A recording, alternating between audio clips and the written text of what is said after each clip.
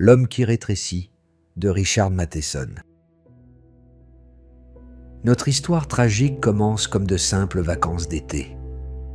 En naviguant avec sa femme Louise, Scott Carey traverse un étrange nuage jaune scintillant, une brume chargée d'une mystérieuse radiation. Quelques instants plus tard, Scott avale sans le savoir des traces d'insecticide. Un composé banal qui devient un catalyseur terrible. Les deux forces s'unissent en lui et commencent à réécrire sa structure moléculaire, bien avant qu'il ne s'en rende compte. Les premiers signes restent discrets. Une légère perte de poids, une ceinture qu'il serre d'un cran.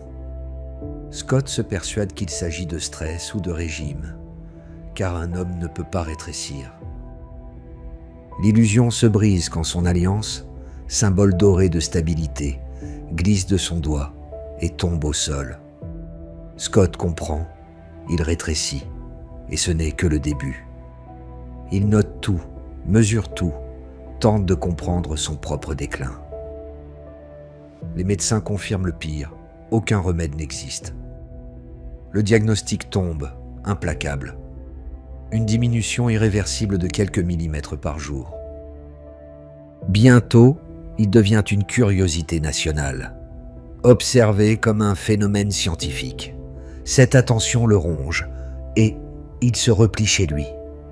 Il tient un journal, sa détresse devient témoignage, espérant que ses mots survivront à son existence. À mesure que son corps diminue, sa confiance s'effrite. La frustration devient colère, la peur devient ressentiment. Il s'en prend à Louise, se sentant dépossédé de son rôle d'homme et de protecteur. Leur mariage se désagrège peu à peu. La honte grandit quand Scott doit porter des vêtements taillés pour un enfant. Il ne se voit plus comme un mari, mais comme un poids pour sa femme. Pour le réconforter, Louise construit un monde miniature, une maison de poupée posée sur une commode. Ce refuge devient vite une prison, rappel cruel de sa perte de contrôle. Puis vient la trahison de l'échelle des choses. Leur chat, Butch, jadis inoffensif, paraît désormais gigantesque et meurtrier. L'animal qu'il caressait autrefois le traque maintenant comme une proie. Un après-midi, alors que Louise est sortie, Butch renverse la maison de poupée.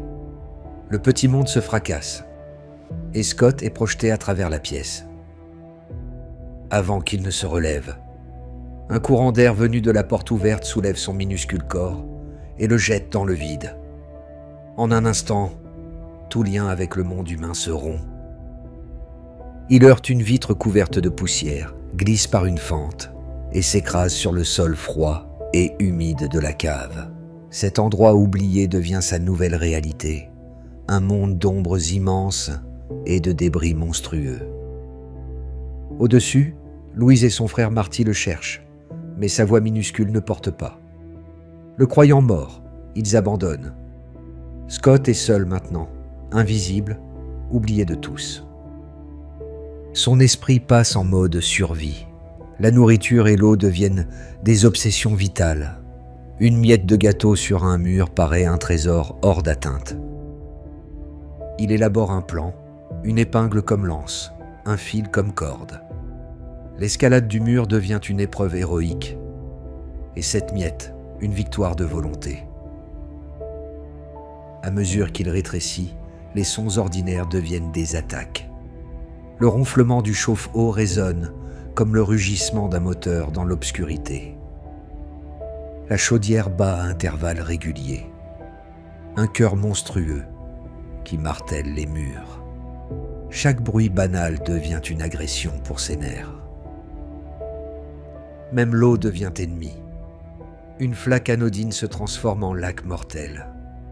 Scott utilise une boîte d'allumettes comme radeau, affrontant des courants capables de le noyer en une seconde. Il lutte contre les lois étranges de ce nouveau monde, se bat contre la tension de surface qu'il aspire. Chaque respiration devient une victoire contre un univers désormais hostile. Dans cet univers de géants, une créature règne, l'immense veuve noire, corse sombre, sablier rouge, qui luit comme un cauchemar vivant. Scott comprend qu'il doit l'affronter pour survivre. Il se prépare au combat. Il aiguise son épingle, en fait une arme. Minuscule guerrier, il se tient prêt pour un duel mythique dont dépend sa vie. La bataille éclate, féroce, désespérée. L'araignée bondit de sa toile. Scott charge, son épingle brandie de toute sa force. Après un affrontement acharné, Scott triomphe. Il transperce la créature et la voit s'effondrer. Cette victoire lui rend sa dignité. Pour la première fois depuis des mois, il se sent vivant. Mais le rétrécissement continue. Désormais plus petit qu'un grain de sable, son monde se dissout dans le microscopique, où le temps et la distance n'ont plus de sens. La cave devient une masse floue de couleurs et de lumière. Le monde humain continue sans lui. Son existence se réduit à un souvenir, à un peu de poussière. Pourtant, au lieu de la peur, un calme profond l'envahit. Il comprend que son corps se dissout dans la vaste trame de l'univers. Son esprit demeure, la terreur cède la place à l'émerveillement, devant la beauté infinie qui l'entoure. Il réalise que l'existence ne se mesure ni à la taille, ni à l'importance. Chaque particule, chaque pensée, appartient à la même création sans fin. Scott, autrefois prisonnier de sa peur, dérive maintenant librement dans le cosmos. Âme sans limite ni forme.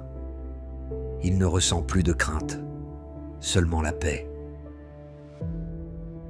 L'homme qui rétrécit reste une œuvre magistrale d'horreur domestique, transformant la sécurité du foyer moderne en un monde immense et périlleux. C'est aussi une métaphore puissante sur la perte d'identité et la fragilité de la virilité dans un monde en mutation. Au bout du voyage, l'histoire de Scott Carey devient un triomphe de l'esprit. Dans son dernier souffle, il transcende la peur et trouve l'unité avec l'infini. Face à sa disparition finale, il découvre le sens et la paix, une victoire sereine sur la terreur d'un univers sans fin. Est-ce que l'histoire t'a plu? Fais-le nous savoir. Laisse un commentaire, mets un like et abonne-toi pour être sûr de ne louper aucun de nos prochains livres illustrés. Envie de découvrir d'autres histoires? Clique sur une des 2 vidéos qui s'affichent maintenant sur ton écran pour regarder un autre livre illustré.